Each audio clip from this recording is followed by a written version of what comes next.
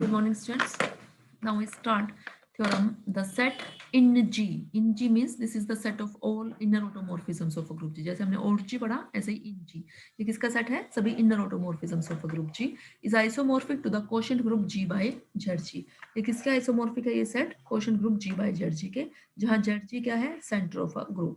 Means in G is isomorphic to G by ZG. Isomorphic का मतलब एक isomorphism आपने डिफाइन करना है, ठीक है। Now we define a mapping, एक मैप डिफाइन किया हमने एफ जी से लेके इन जी तक, सच दैट कैसे डिफाइन किया कि जब हम एफ को जी के किसी एलिमेंट पे लगाएंगे तो क्या आना चाहिए, वो इन जी का एलिमेंट आना चाहिए। जब हमने एफ को ए पे लगाया मींस ये क्या है, हमारा एक इनर ऑटोमॉर्फिज्म है। और इनर ऑटोमॉर्फिज्म इसको हमने कैसे डिफाइन किया, क्या लिखा इसको हमने, t A inverse for all a belongs to g. ये मैप हमने इस तरीके से डिफाइन किया है। चेक करते हैं कि जो हमने मैप डिफाइन किया वो वेल डिफाइंड है। वेल डिफाइंड चेक करने के लिए आप क्या करते हो, कोई भी दो एलिमेंट्स इक्वल लेके चलते हो, उनकी इमेजेस भी क्या दिखा देते हो, सेम है। Now we consider any two elements A and B of G such that A is equal to B. Then A inverse is equal to B inverse, और A inverse B inverse equal है तो T of A inverse is equal to T of B inverse. T of A inverse का मतलब F of A is equal to F of B. तो map क्या हो गया, well defined. Now we show F is onto. onto show करने के लिए आप क्या कंसिडर करोगे, राइट हैंड साइड का कोई एलिमेंट दिखाओगे और दिखाओ क्या दिखाओगे, उसकी प्री इमेज एग्जिस्ट कर रही है। For each t A, right side का हमने ए इनवर्स की जगह ए कंसिडर किया हुआ है, आप टी ए इनवर्स भी लेके चल सकते हो। For each t a belongs to inn g we have a belongs to g, क्योंकि जो ए लिखा हुआ जी का एलिमेंट है वो उसके सफिक्स में जो टी ए लिखा हुआ है, और अगर ए जी का और जी ग्रुप है तो ए इनवर्स भी जी का एलिमेंट है। सो एफ को जब हम ए इनवर्स पे अप्लाई करेंगे तो क्या आएगा, T A inverse, inverse means T of A. Thus every TA belongs to in G is F image of some A inverse belongs to G। इसका मतलब TA जो ये राइट साइड का एलिमेंट था वो किसी ना किसी की इमेज, F इमेज बन रहा है, किस तरह के एलिमेंट की, A इनवर्स जो G का एलिमेंट है। So F is onto. Now we check F is homomorphism. Homomorphism check करना आपको आता है कि for A B belongs to G we have, F को जब हम ए बी पे लगाएंगे तो क्या आएगा, टी ए बी इनवर्स। और टी ए बी इनवर्स हम प्रूव कर चुके हैं, इसको हम लिख सकते हैं बी इनवर्स ए इनवर्स, और इसे सेपरेट भी कर सकते हैं, टी ए inverse T B inverse. T ए इनवर्स बन गया एफ ऑफ ए और टी बी इनवर्स बन गया एफ ऑफ बी। इसका मतलब एफ क्या है, होमोमॉर्फिज्म है। Finally we show that kernel F is equal to Z g. अब हमने क्या दिखाना है कि अगर हम एफ का कर्नल लें तो वो क्या आएगा, जेड जी के इक्वल आएगा। बाय डेफिनेशन कर्नल एफ में कौन से एलिमेंट्स होते हैं, kernel F is a set of all those elements of ji which maps on identity. वो एलिमेंट्स आएंगे जी के जो आइडेंटिटी पे मैप हो रहे हैं। मींस एफ ऑफ एक्स क्या आ रहा है, आइडेंटिटी मींस आई आ रहा है, क्योंकि इन जी की जो आइडेंटिटी है वो क्या है, आइडेंटिटी मैप है। तो kernel F means set of all those elements of G such that F of X का मतलब T X inverse is equal to identity, और टी एक्स इनवर्स आइडेंटिटी है तो इसका मतलब जब हम इसके हर एलिमेंट पे अप्लाई करें इसको मैप को कर सकते हैं, तो तब भी ये इक्वल होगा, क्योंकि अगर ये दोनों इक्वल हैं तो टी एक्स इनवर्स को वाई पे अप्लाई करें, this is equal to I of Y. I of Y Y के इक्वल, और टी एक्स इनवर्स वाई किसके इक्वल आएगा, एक्स वाई एक्स इनवर्स आएगा। तो X Y X inverse Y के इक्वल है तो इसका मतलब एक्स वाई किसके इक्वल हो गया, वाई एक्स के इक्वल। तो इसका मतलब ये किसमें कौन से एलिमेंट्स आए, this is the set of all those elements of ji which commutes with every element of g. इसका मतलब ये क्या बन गया, जेड जी बन गया। तो मिस कर्नल एफ हमारा क्या बन गया, सेंटर ऑफ अ ग्रुप बन गया। Thus we have shown that mapping F from G to in G is a onto homomorphism with kernel F is equal to ZG। तो अब हमने यहाँ क्या यूज की, फंडामेंटल थ्योरम ऑफ होमोमॉर्फिज्म। तो fundamental theorem of homomorphism से जो inn g है आपका, this is isomorphic to g by kernel f, और कर्नल एफ क्या है आपका, ZG means inn g is isomorphic to g by ZG। Okay students, next example देखो। Let f from g to g be a mapping such that f of a is equal to a raised to power n, और ये क्या है, एक automorphism है। तो हमने क्या शो करना है कि a raised to power n minus 1 जो है वो किससे बिलोंग कर रहा है, zg से, for all a belongs to g।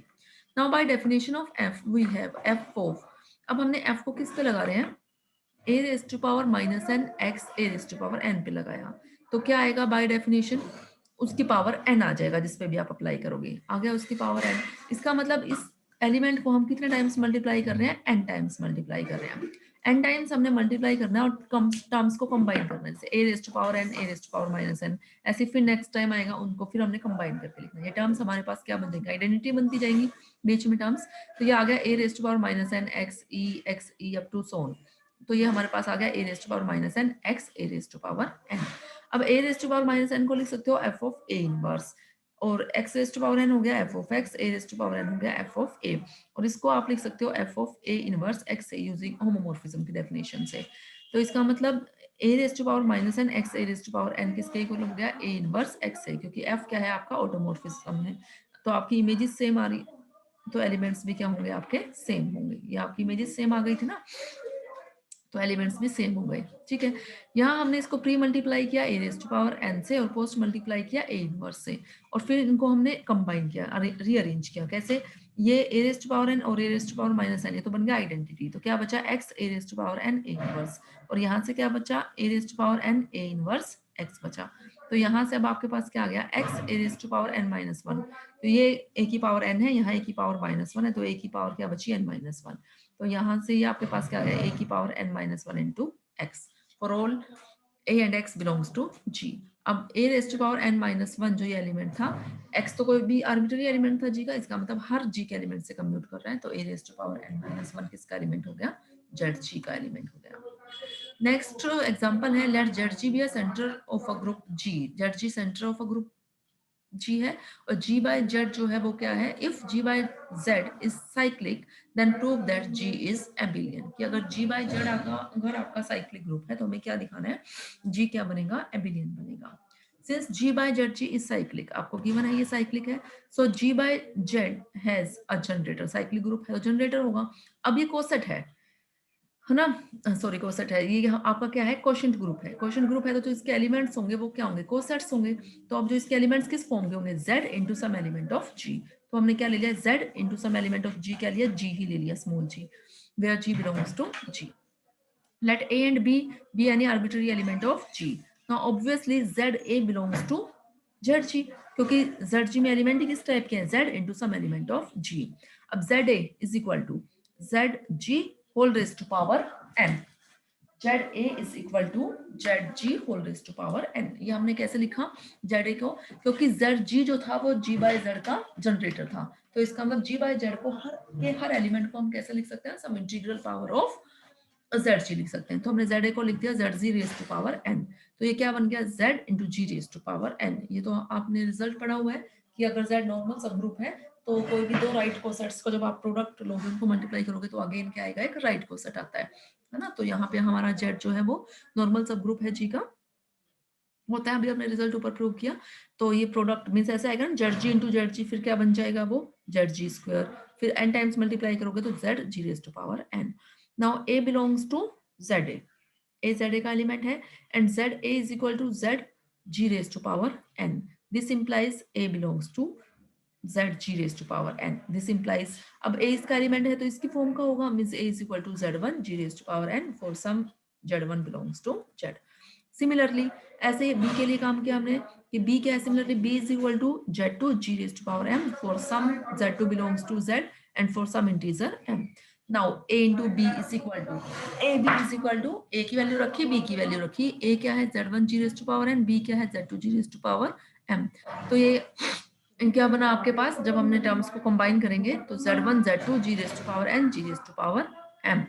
अब ये हमारा कैसे बना, यहाँ पे जो हमारे पास टर्म थी g raise to power n z2, उसको हमने कैसे लिख दिया z2 g raise to power n। इसको हम ऐसे क्यों लिख पाए, क्योंकि जो हमारा z2 एलिमेंट है वो एलिमेंट हमारा किसका है, z का है, और z क्या है, सेंटर ऑफ अ ग्रुप, इसका मतलब वो g के हर एलिमेंट के साथ कम्यूट करेगा। ठीक है, तो ये क्या आ गया, z1 z2 g raise to power n प्लस m। ए बी को हमने निकाला, ऐसे ही आप किसको निकालोगे, b की वैल्यू फाइंड आउट करोगे, इनकी वैल्यू हमारी क्या आ रही है, सेम आ रही है। इसका मतलब A B is equal to B A for all A B belongs to g, means g क्या बन गया आपका, एबिलियन ग्रुप है।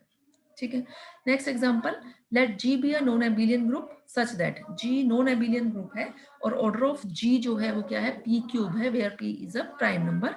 तो हमें क्या शो करना है, order of zg is equal to p है कि, और if p is a prime number such that g is non-abelian group of order p cube, then show that zg has exactly p elements। कि अगर g एक non abelian group है जिसका order p cube है, तो zg में centre of group में कितने एलिमेंट्स आएंगे, p एलिमेंट्स आएंगे, ये इसमें हमने शो करना है। ऑर्डर ऑफ जी हमें क्या दे रखा है, P cube, where P is prime number, so Z is not equal to identity. तो जेड जो है वो आइडेंटिटी नहीं हो सकता। ये रिजल्ट यहाँ प्रूव करके नहीं दिखाया हुआ है क्योंकि अब आपकी बुक में नहीं है, अदरवाइज पहले होता था ये प्रूफ। ये रिजल्ट आपने एज इट इज याद रखना है कि अगर order of Z P cube है तो जेड आइडेंटिटी नहीं हो सकता। तो इसका मतलब ऑर्डर ऑफ जेड क्या होगा, ग्रेटर देन 1 होगा। ठीक है, बट जेड इज अ सब ग्रुप ऑफ जी। जेड तो नॉर्मल सब ग्रुप है जी का, तो सब ग्रुप भी है जी का। तो इसका मतलब जो जेड है, order of Z divides order of G. अब ऑर्डर ऑफ जेड अगर ऑर्डर ऑफ जी को डिवाइड करेगा, इसका मतलब किसको डिवाइड करेगा, पी क्यूब को डिवाइड करेगा। अगर order of Z P cube को डिवाइड कर रहा है तो क्या क्या पॉसिबिलिटी है, वो क्या क्या हो सकता है ऑर्डर ऑफ जेड फिर। ऑर्डर ऑफ जेड में भी पी स्क्वायर और पी क्यूब, है ना, क्योंकि पी क्या है आपका एक प्राइम नंबर है, इसलिए लिख दिया order of Z is P square और पी क्यूब।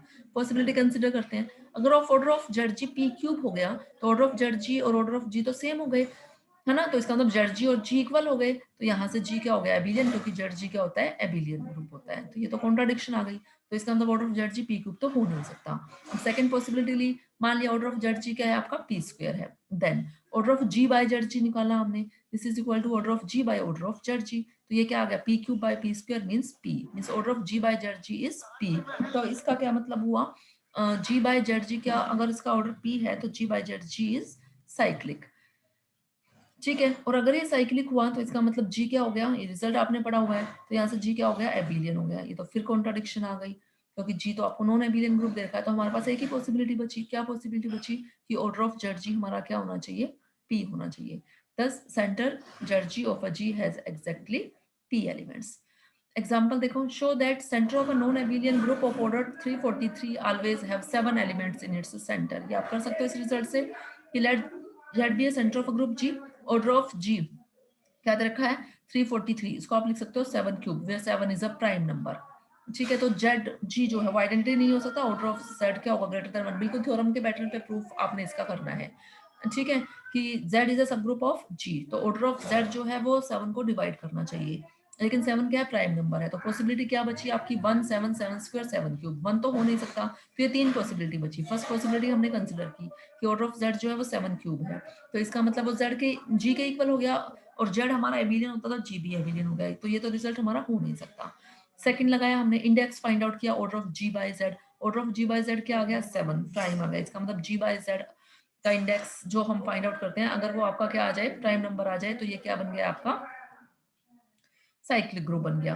साइक्लिक, अगर जी बाय जेड आपका साइक्लिक ग्रुप है तो जी आपका क्या हो गया, एबिलियन। तो फिर कॉन्ट्राडिक्शन आ गई, तो सिर्फ एक ही पॉसिबिलिटी बची, क्या, कि उसको ऑर्डर ऑफ जेड जो है वो क्या हो जाना चाहिए, 7 होना चाहिए। ठीक है, नेक्स्ट आपको क्या दे रखा है, if z is the centre of a group g and a belongs to z then show that cyclic subgroup of g generated by a is a normal subgroup of g. ये proof आप लोग खुद करोगे, बाकी next topic जो है next lecture में start करेंगे।